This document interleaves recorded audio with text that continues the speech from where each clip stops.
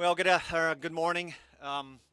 Wildfire Awareness Week, the governor has set this week to make people aware. And you can see that we're preparing all of the equipment, all the cooperation that we have with all of state, local, and federal cooperators.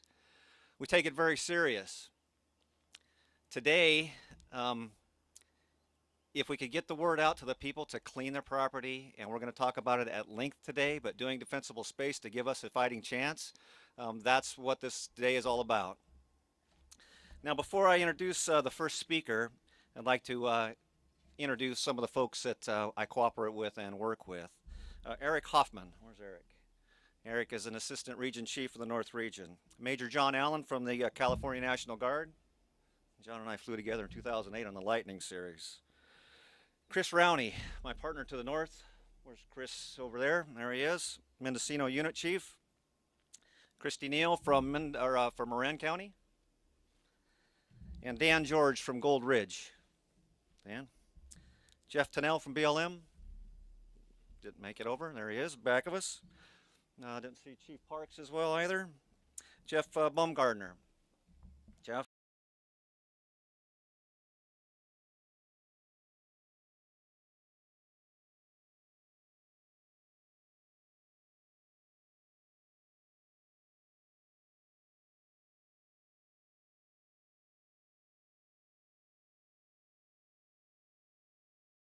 Well, but we still need the people's help.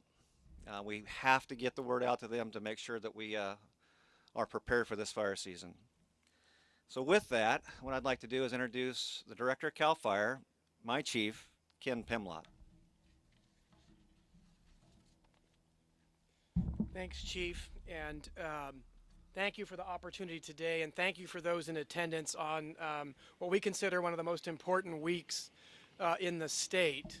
As Chief Upton talked about, we spend this week going throughout the state with the message about Wildfire Awareness Week. We are kicking off in numerous areas, getting the message out, and it certainly couldn't come at a moment too soon. I don't think it's any surprise to anybody that we're coming off of the driest and hottest year on record. 4 years of drought conditions have left the state incredibly parched. We saw fire conditions and how things burned last year. All of the conditions are, if not the same, maybe worse in terms of their flammability and their ability to burn. And we certainly anticipate the potential for very extreme fire behavior throughout California. Already to date, just in the last 4 months, we have had over 1,100 fires.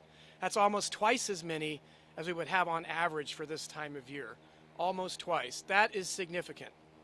Firefighters have been busy at the state, local, and federal level all year. We have not taken a break like one would think we would traditionally do during the winter months.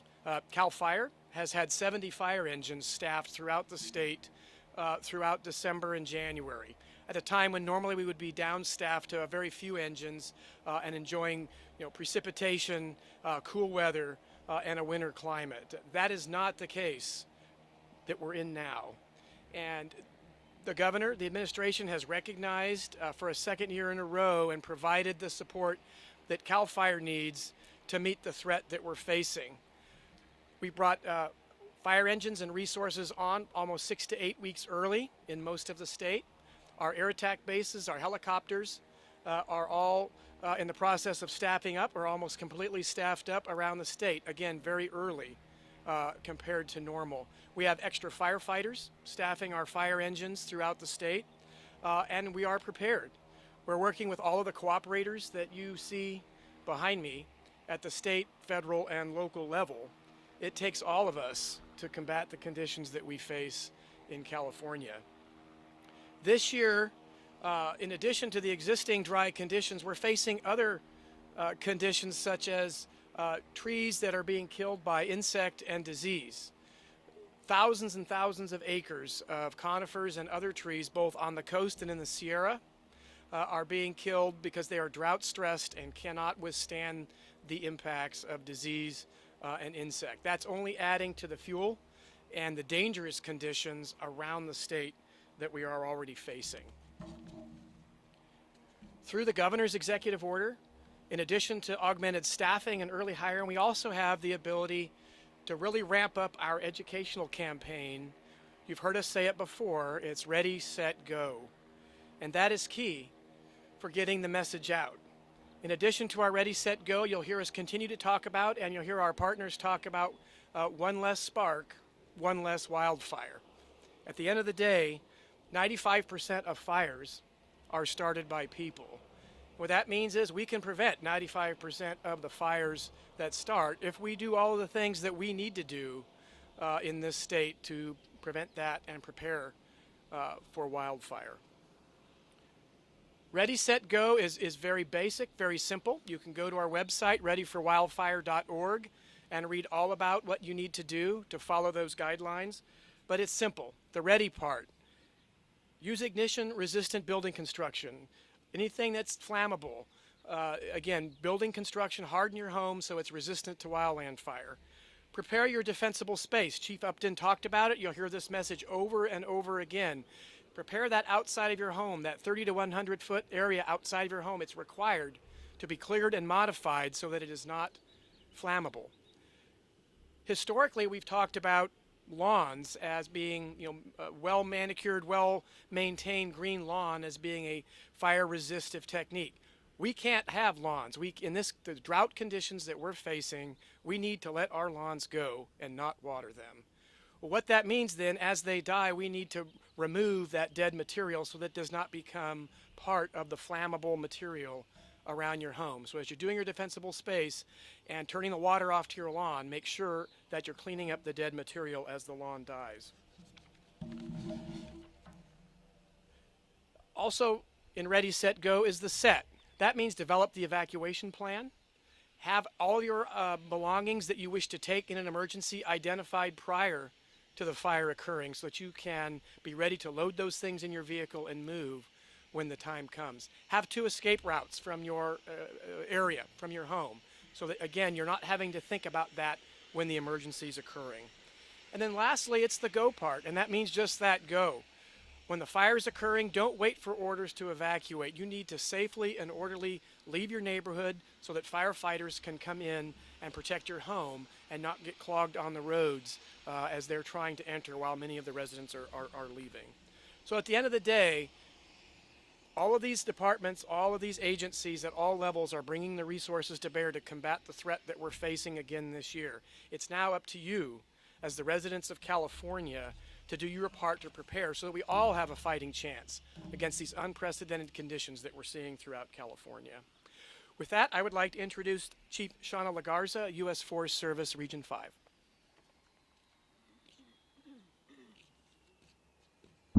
Thank you, Chief Pimlott. Again, my name is Shauna Lagarza. I'm the Fire Director here for Forest Service in Region 5, and what a great day to be at a beautiful air tanker base here.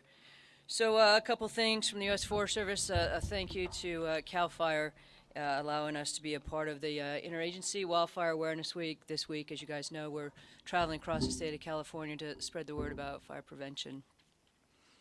And when I think about thank yous, I think about all the firefighters, the air tanker pilots, helicopter pilots, bulldozer operators, all the folks out there for all the agencies, and thank them for the work they do. Firefighting is not an easy job, and it takes everybody with every single agency to make things go well for emergency response. So thank you to the firefighters and your families for allowing you to be in the public service. So the U.S. Forest Service is fully prepared this year, as we have years in the past, for this wildland fire season. We did bring on some air tankers and helicopters earlier than normal to help not just Forest Service fires, but fires in other jurisdictional boundaries. We are looking at going into earlier than normal fire restrictions. It's a 4-year drought, and knowing that we need to prevent having campfires in the forest, that will probably have restrictions earlier than normal. And we also are doing things as field training exercises, looking more at dry mopping and using less water, conservation of water in areas of the fire that may not be a threat to continue. And so doing field and training exercises for that.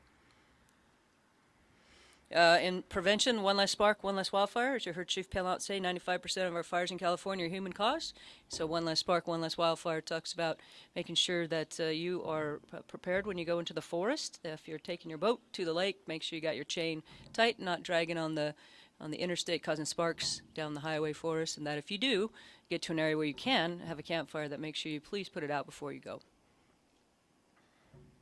Lastly, partnerships, cohesive strategy.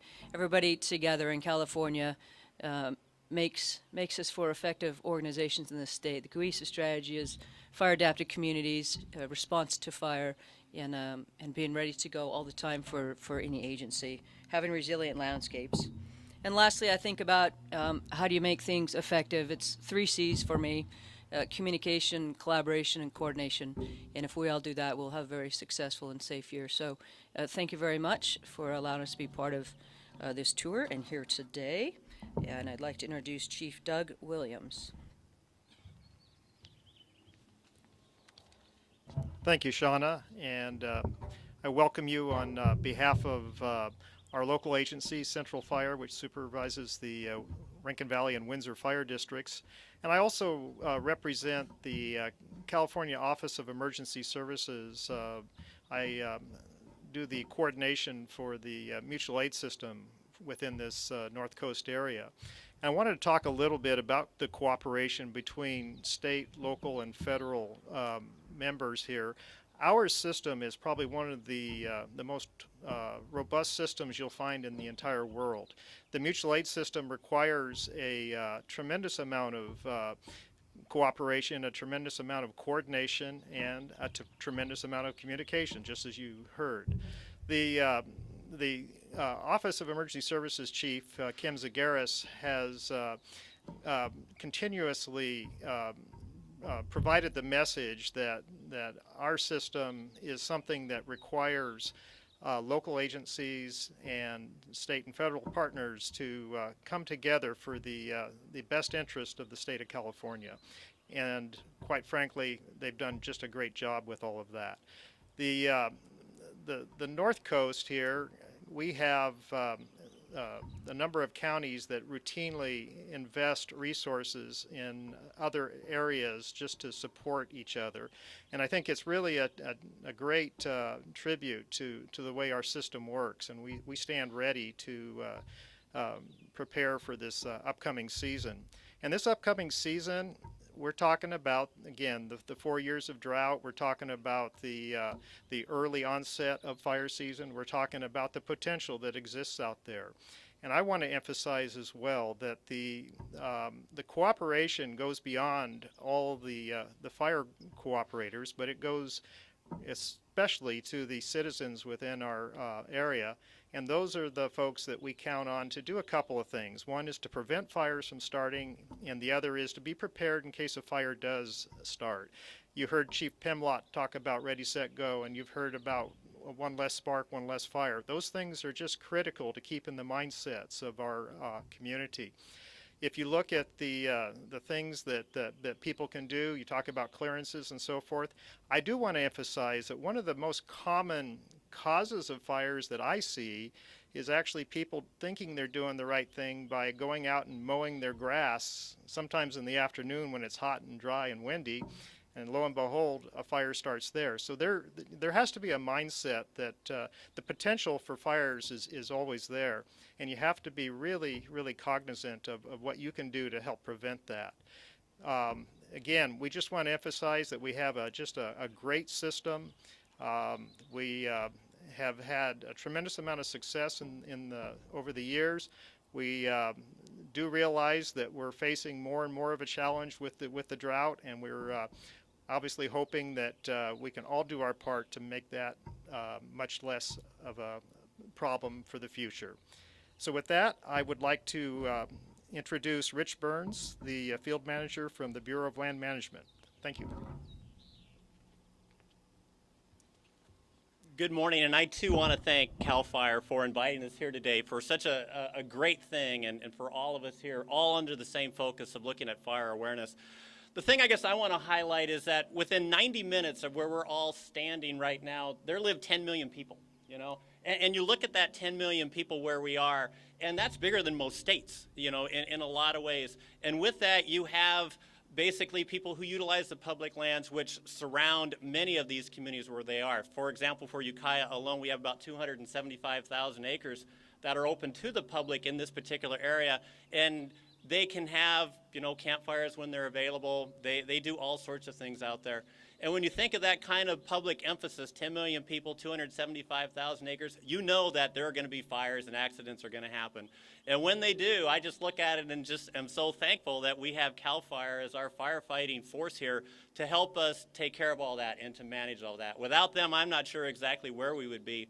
And I don't have to think back very far. Just last year when there was the Scotts fire, or excuse me, the Butts Canyon fire that was over outside of Berryessa Estates. If it wasn't for the work that was done, the preliminary work with regard to fuel breaks and assistance provided by CAL FIRE to help save that community, I think that one would have been one that could have been affected by that whole Butts Canyon fire. So with that, the fire preparedness that is actually goes forward, the cooperation of everybody here, it pays off in dividends. So I appreciate the work that CAL FIRE has done, the fact that we're all here together to celebrate fire awareness, and with that, I'm going to turn it back over to Chief Pimlott. Thank you, Rich. And with that, we would like to offer up the opportunity for any questions of any of the panel members.